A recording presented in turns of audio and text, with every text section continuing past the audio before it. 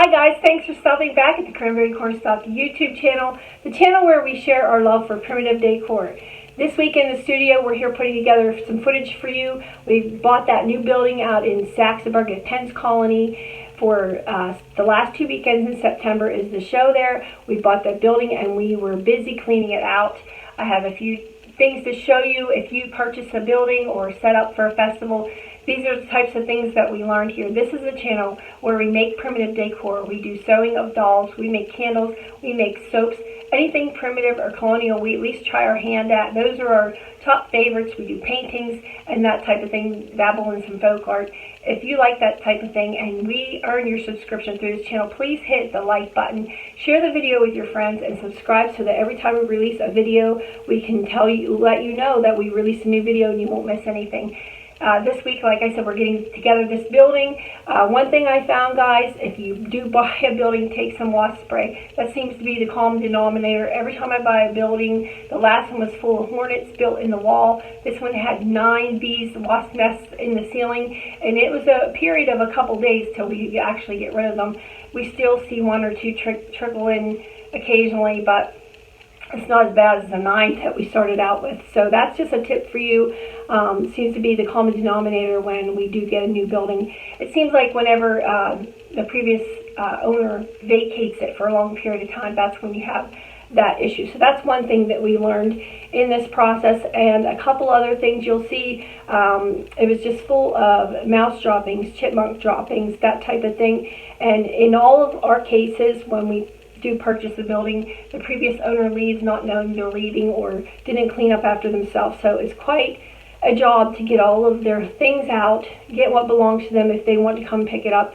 And in this particular case, there was no contact, so we just left it with the owner of the grounds, and they're going to try to process it that way. But there's a lot of stuff left in the building, and cleaning that out, getting it ready, and then custom building shelves. That was kind of the fun thing for us this time, or at least for me, is knowing what I'm going to sell.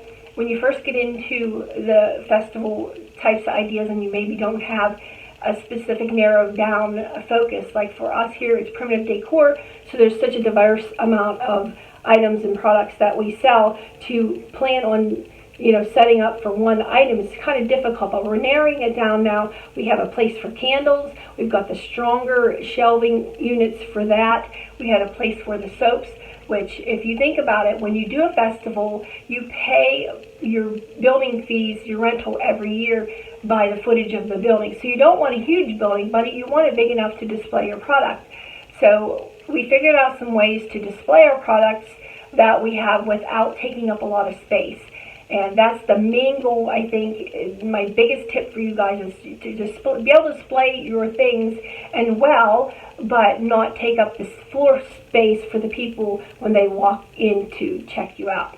So that's something we did. We built some custom soap shelves, strong enough, and soap can be really heavy when you put it all together, and that's another thing we had to keep in mind. And then, of course, a place for the dolls. We had shelving for that built as well.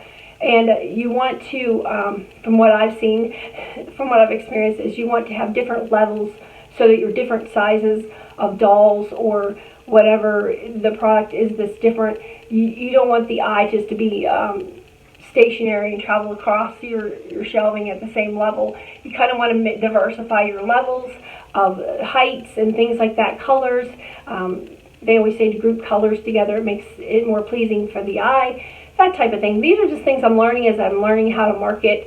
Something I've never learned a lot about. I just kind of eye it up, and if it looks good, it looks good. But it does help to have a little bit of education and following through with. I did do a couple of lessons and some classes on marketing. That seemed to help a little bit, but that's still where I struggle. Those are some ideas for you to keep in mind as you get ready to sell your items, your handmade and homemade decor, or your handmade and homemade jewelry, whatever it may be, whatever you wear or display or sell. Those are things to keep in mind. We did get some custom built shelves out at the buildings. We took all of our product in and set it up and got it ready to go. It is September, so we're gearing toward fall. We've been selling a ton of pumpkin everything, so that's something we're trying to keep in mind as well, but yet trying to show that we have things for the rest of the year too. We've got some Christmas items dappled into our displays along with our everyday items too. So I hope you liked the video, and don't forget the last 2 weekends in September. It's Saxonburg, Pennsylvania. It's called Penn's Colony, and it's a very primitive colonial festival, and it's really cool. If you guys can check it out, make sure you follow through with that. This is 2022, so the dates can change, but they're usually the last 2 weekends in September. If you like our channel, we've earned your subscription. Make sure to hit like, share the video, and subscribe to our channel so we can let you know every time we release a video. And with all that being said, let's get started.